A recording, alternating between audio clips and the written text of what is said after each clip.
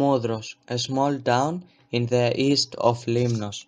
The island's name interwoven into almost every single great event in the beginning of the 20th century, leaving an indelible mark in both national and world history. The beginning of the 20th century finds Limnos under Ottoman rule. Castro, known as Smyrna nowadays, with a rich social and cultural background, was the administrative and commercial center of the island. Moudros was the next most important settlement.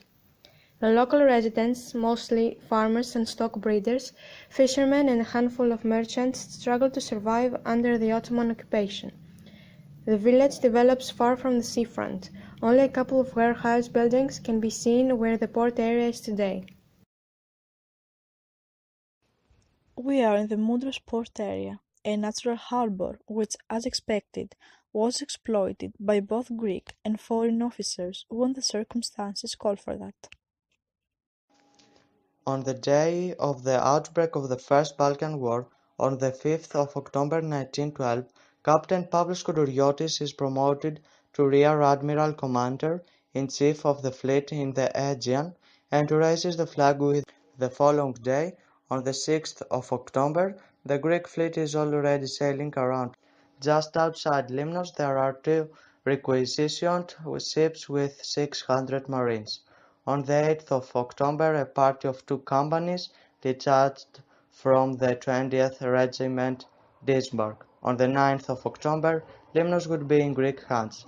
Admiral Pavlos Koudouriotis would use Moudros Bay as the base for the military operations of the Greek fleet throughout the Balkan Wars.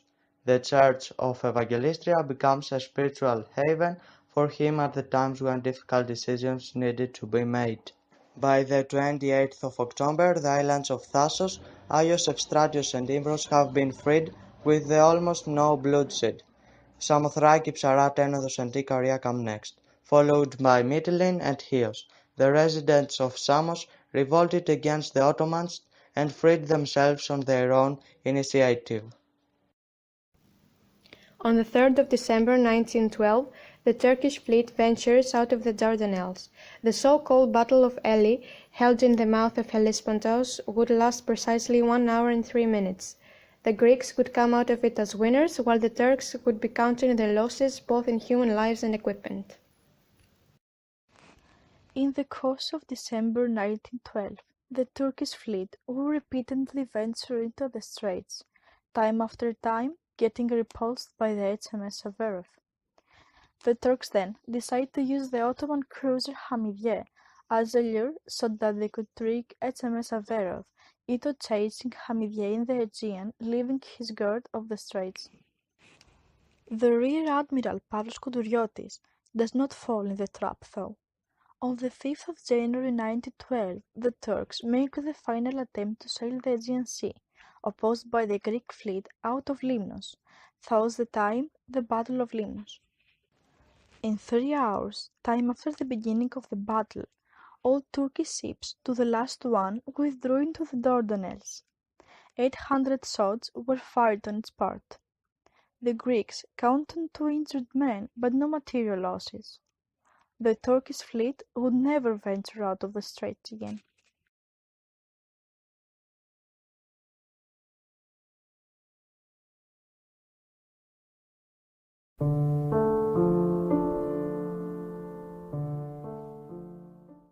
In April 1915, while the First World War was in progress, the Entente forces transferred the war to the Dardanelles area, aiming at the occupation of Constantinople.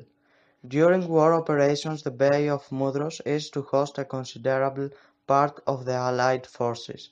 Tens of thousands of soldiers set camp on the heights around the Koukonisi Islet and the Fanaraki area. Moudros is turned to a naval base and operation headquarters by the British commanders-in-chief at Gallipoli. Fortification works as well as port facility works are soon to be developed, a helicopter landing area, hospitals and army barracks. The South Seaside Front, the so-called Aerolimenas airport that is up to now, is transformed into a seaplane landing area. On the 20th of April 1915, the Allied forces' battleships steamed forward into the harbour of MOUDROS. Greece has not yet joined Entente in the First World War, though, as King Constantine, profoundly sympathetic towards the Germans, firmly insists on the policy of neutrality. From writer Thomas Miles. No other port anywhere in the world hosted more ships than the harbour of Limnos did back in those days. Battle time has come. The British and the New Zealanders, the Anzac Corps, set out from Limnian territory in the 24th of April in the afternoon to attack Gallipoli and gain control of the straits from the Turks.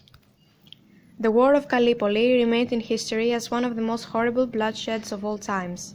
In it, the naval and land forces were deployed, along with, for the first time in war history, the air forces of the Allies in air raids. On 9th January 1916, it was over. The Allied forces retreated hurriedly. By then, they had sent an estimated 40,000 soldier corpses back to Europe. The Turkish had suffered some 65,000 casualties. Limnos becomes the real haven for the young soldiers at the time. Dozens of them are transported to the army hospitals casually set up. The volunteers, the majority of them Australian, receive treatment and loving care in the hands of the nurses that have come to the island to offer their services.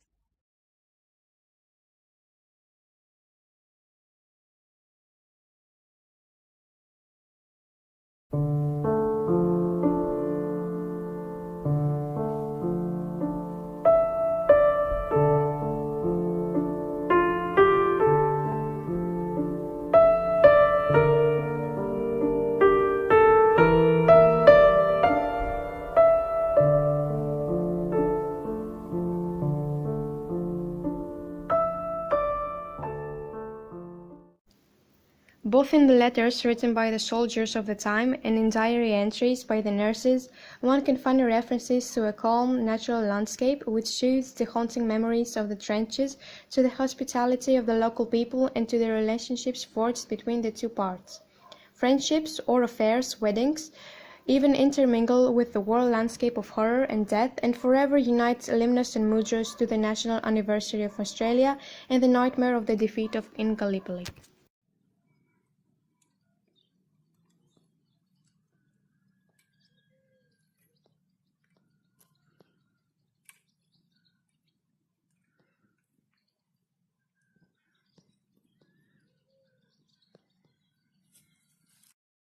This is the military cemetery in MOUDROS. This place has hosted the dead Anzacs, the ones who never made it home, for more than a century now. The inscriptions on the footstones suggest the dimensions of Luz.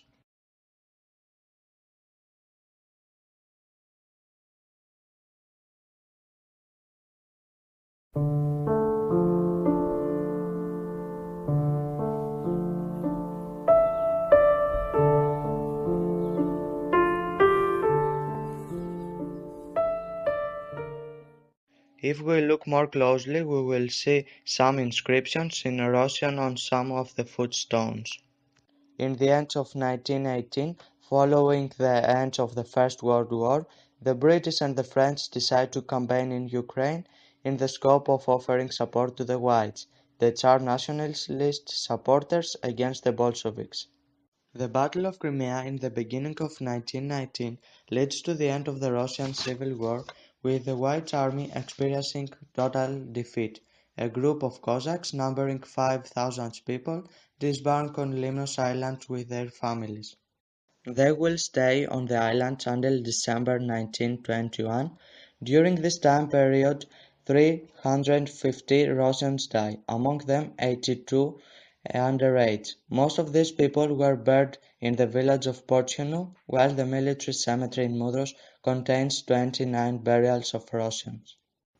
On the 18th of October 1980, the armistice of MOUDROS is signed between Entente, the Western Allied forces, and the Ottoman Empire in the Bay of MOUDROS, practically ending the First World War. The armistice treaty was signed on board the British battleship HMS Agamemnon in MOUDROS harbour between Admiral Calthorpe as the authorised agent of the Allies and the representatives of the Sultan. Eleftherios Venizelos, the Prime Minister of Greece, was in Paris at that time. The armistice put an end to the hostilities between the Entente and the Ottoman Empire.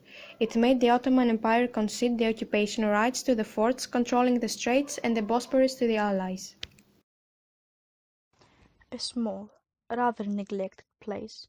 A landscape with exceptional natural beauty, stones, and land brimming with history. Pictures forbidding time to erase all that has taken place here, in MOUDROS, which today also keeps playing a key role in the history of humanity.